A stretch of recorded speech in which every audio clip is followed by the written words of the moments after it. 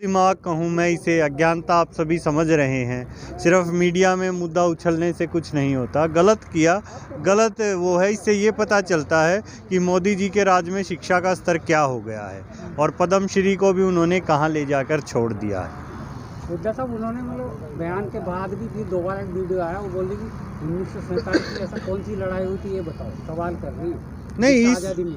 वो तो कहेगी ना, बार बार कहेगी। आप किसी पागल से बात कीजिए, वो आपको उलझा लेगा बातों में। वो कहता रहेगा, लेकिन उसके कहने से थोड़ी हो जाएगा। अगर 10 बार ये कह दिया जाए कि सूरज पश्चिम से निकलता है, तो क्या पश्चिम से निकलेगा क्या? जो सच्चाई है वो सभी को पता है। और ऐसी जो छोटी हरकतें करना, या मैं कहूँ इसे बिल्कुल अज्ञानता की बात, शायद तीसरी क्लास का बच्चा ऐसी बात नहीं करेगा।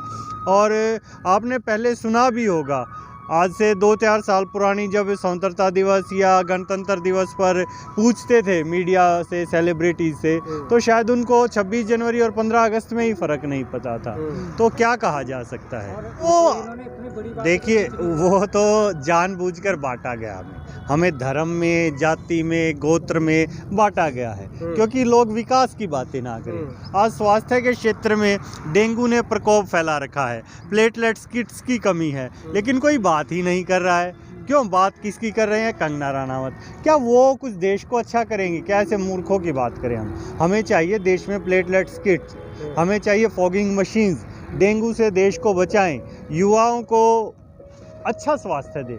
आज देश की हालत शायद मीडिया बंधुओं आपको नहीं पता, 30 से ऊपर जितनी एज के इस हिंदुस्तान में युवा हैं, सब 40% उनमें से डायबिटिक हैं। क्या ये ऐसे देश की हालत होनी चाहिए?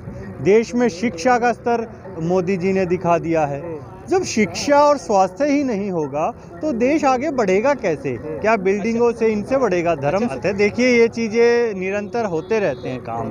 लेकिन फिर मैं आपसे कहूँगा, पिछले प्रश्न पे आऊँगा, विकास की बात तब होती जहाँ जहाँ से वो हाईवे गया है, वहाँ के लोगों का विकास होता। अगर आपके पास मैं 1 करोड़ रुपया दे दूँ और स्वास्थ्य ही ना हो, तो उस व्यक्ति से पूछिए टांग की कीमत क्या है जिसके पास टांग नहीं। तो स्वास्थ्य ही सबसे बड़ा धन है, शिक्षा ही सबसे बड़ा धन है। आप 2 तरीके से जीवन जीते हैं, एक तो मानसिक रूप से, एक शारीरिक रूप से।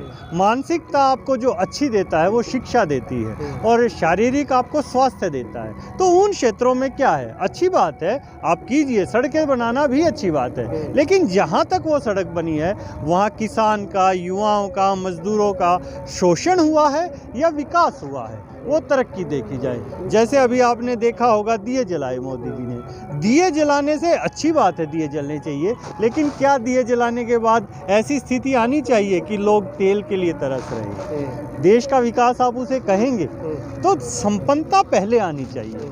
लेकिन तेल की बात कर रहे हैं, तो वही जनता है, तो जनता तो कहती है कि महंगाई कुछ भी हो, लेकिन काम के नाम पे महंगाई को नहीं देखा जा सकता। नहीं, काम क्या? काम का कोई डिफाइन कीजिए आप काम को। काम होगा, हर एक व्यक्ति का एक काम होता है। डॉक्टर का काम है इलाज करना, ठीक है। ऐसे ही सरकार का काम है देश को चलाना, देश को आगे बढ़ाना। हो सकता है कुछ ठेकेदारों का काम हो सड़कें बनाना, लेकिन सरकार का काम देश को कैसे चलाया जाए, अर्थव्यवस्था को कैसे चलाया जाए, और देश के किसान और देश के सभी वर्गों को आगे कैसे बढ़ाया जाए, ना कि जाति पाति से। अभी आपने कहा कि हिंदू मुस्लिम, देखिए, जब मुस्लिम राष्ट्रपति थे, सरदार जी प्रधानमंत्री थे, तब हिंदू खतरे में नहीं था। हिंदू खतरे में कब आएगा? जब बीजेपी की सरकार आएगी, RSS की विचारधारा आएगी, हिंदू खतरे में आ जाएगा। कैसे संभव है? क्या है ये? झूठ बात नहीं लग रही आपको? और सरकार का काम है सच बताना। आज देश में सबसे बड़ी विपदा इस बात की है कि सरकार झूठ बोल रही है, और उन झूठों का क्या जवाब दिया जाए? अब मैं जाता हूँ मेट्रो में, FM पर ऐड चल रही है कि कांग्रेचुलेशन मोदी जी, हिंदुस्तान ने 100 करोड़ का लक्ष्य पार कर लिया, पहला देश है। अरे 100 करोड़ से ज़्यादा जनसंख्या सिर्फ 2 ही देशों की है, हिंदुस्तान की और चीन की, और चीन ने पहले कर लिया है। सरासर झूठ। और देश में ये मोदी को सोचना चाहिए कि आपके बाद भी इस देश को चलना है। कम से कम झूठ ना फैलाएं, क्योंकि देश का जो युवा है, नवयुवक है, वो सीख रहा है, तो कम से कम सच बोलना सीखे, सर उठा के जीना सीखे।